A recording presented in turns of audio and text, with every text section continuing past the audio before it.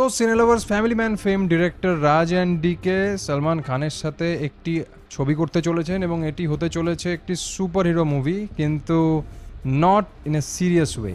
Serious super hero movie না, একটু light comedy type super hero movie. থিমটা অনেকটা এরকম যে একটি বয়স্ক সুপার হিরো তার কাজে ফেরার চেষ্টা করছে, মানে সুপার হিরো গিরিতে ফেরার চেষ্টা করছে, সেই রিলেটেডই কিছু হয়তো সিচুয়েশন তৈরি হচ্ছে এবং সেখান থেকে কিছু কমেডি বেরোচ্ছে, কিছু অ্যাকশন বেরোচ্ছে, কিছু ইমোশন বেরোচ্ছে, হয়তো এরকম টাইপেরই স্টোরি হবে যা পড়ে আমি বুঝলাম নিউজটা।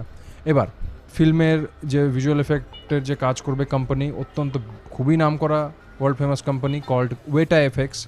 এই কোম্পানি হলিউডের প্রচুর বড় বড় প্রজেক্টে ভিএফএক্স সিজিআইয়ের কাজ করেছে এবং অ্যাওয়ার্ডও পেয়েছে। তো এবং এটা অনেক হাই স্কেলের ফিল্ম হতে চলেছে এবং এটি চেষ্টা করা হচ্ছে ক্রিসমাস 2027-এ যাতে এটি রিলিজ করা হয়। সবাই চেষ্টা করছেন মেকাররা, আপাতত এটাই কনফার্ম।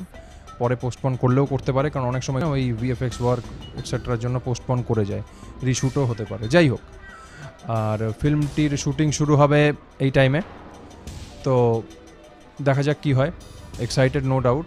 আর এটি ওই সলমান খান ওই টিপিক্যাল মশালা কমার্শিয়াল অ্যাকশন এগুলো থেকে বেরিয়ে একটু ডিফারেন্ট কিছু ট্রাই করছেন, তো দেখা যাক ওভারঅল প্রজেক্টটা কেমন হয়। আগেন আমি এটা বলবো, রাজ অ্যান্ড ডিকে অত্যন্ত ট্যালেন্টেড তারা। তাদের ভিশনে হয়তো অনেকেরই সন্দেহ থাকার কথা না, যদি না কেউ ইন্টারফেয়ার করলেই সিনেমার 12টা বাজবে, আর যদি না করে তাহলে ঠিক আছে, চলবে, দেখা যাক কি হয়। এর বেশি কিছু বলবো না। তো বন্ধুরা, আজকের এই ছোট্ট ভিডিওটি এ পর্যন্তই। দেখা হচ্ছে পরের ভিডিওতে।